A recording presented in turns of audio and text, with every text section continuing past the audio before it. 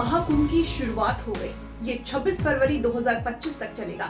इसके कारण संगम की नगरी प्रयागराज इन दिनों पूरे दुनिया में चर्चा बना हुआ है।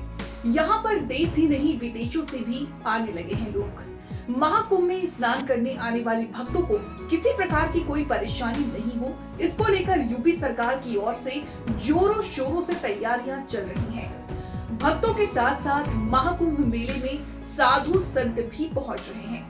वैसे तो सनातन धर्म में साधु संतों का काफी महत्व है, लेकिन महाकुंभ में सबसे ज्यादा आकर्षण का केंद्र नागा साधु बने हुए हैं। नागा साधुओं के बिना महाकुंभ की कल्पना तक नहीं की जा सकती है। कुंभ में आने वाले नागा साधु अपनी वेशभूषा और खान पान के कारण आम लोगों से बिल्कुल अलग दिखते हैं। यही कारण है कि महाकुंभ में आकर्षण के केंद्र भी बने हुए हैं। चलिए मैं अब आपको बताती हूँ कि नागा साधु कैसे बनते हैं और कहाँ रहते हैं। नागा साधुओं की दुनिया बेहद रहस्यमयी होती है।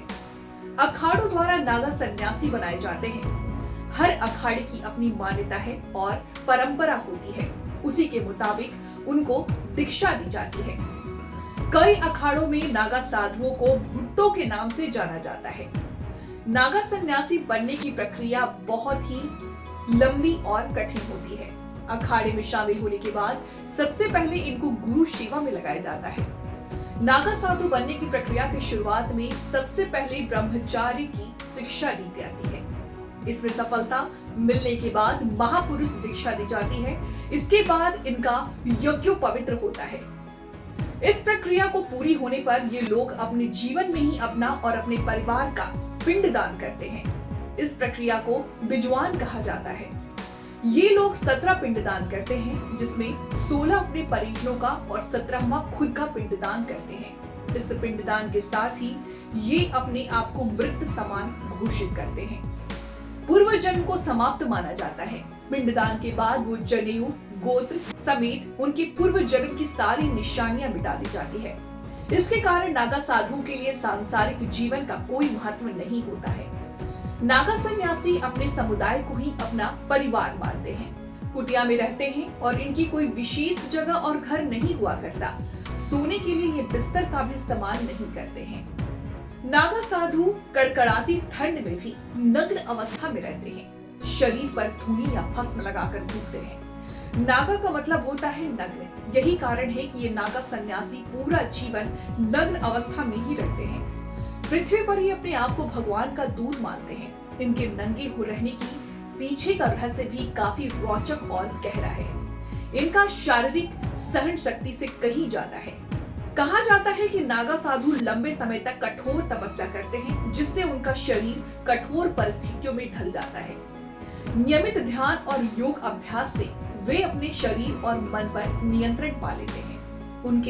इससे उनके गर्मी सर्दी का अनुभव कम होता है। कहा जाता है कि ये हिमालयी योगी तो कुंडलिनी जागरण की प्रक्रिया के माध्यम से अपने शरीर में ऊर्जा को जागृत करते हैं, जिससे ठंड में भी इनका बदन अच्छा खासा गर्म रहता है। शरीर के सूक्ष्म व्यायामों के माध्यम से रक्त संचार को बढ़ाते हैं और शरीर को गर्म रखने में मदद करते हैं। इसके साथ ही भस्म यानी राख को शरीर में मलने के बाद ये ठंड को दूर भगा देते हैं। शरीर पर लगाई राख एक तरह से इंसुलेटर का काम करता है। ये शरीर को गर्मी और सर्दी दोनों से बचाती है। इसका धार्मिक महत्व भी है। भस्म को पवित्र माना जाता है। ये साधुओं को नकारात्मक ऊर्जा से बचाती है। और अंत में चलिए आपको बताते हैं नागा साधुओं के पास कौन सी रहस्यमयी शक्तियां होती हैं। कठोर तपस्या के बाद इन शक्तियों को ये हासिल करते हैं, लेकिन कहा जाता है कि वो कभी भी अपनी इन शक्तियों का गलत इस्तेमाल नहीं करते। वो अपनी शक्तियों से लोगों की समस्याओं का समाधान करते हैं। हिंदू धर्म में किसी भी इंसान की मौत के बाद उसके मृत शरीर को जलाने की मान्यता है, लेकिन नागा साधुओं के शव को नहीं जलाया जाता है। नागा सन्यासियों को मृत्यु के बाद भू समाधि दिया जाता है। नागा साधुओं को सिद्ध योग की मुद्रा में बैठाकर भू समाधि दी जाती है। इस दफा प्रयागराज में महाकुंभ का सबसे बड़ा आकर्षण अखाड़े और नागा सन्यासी।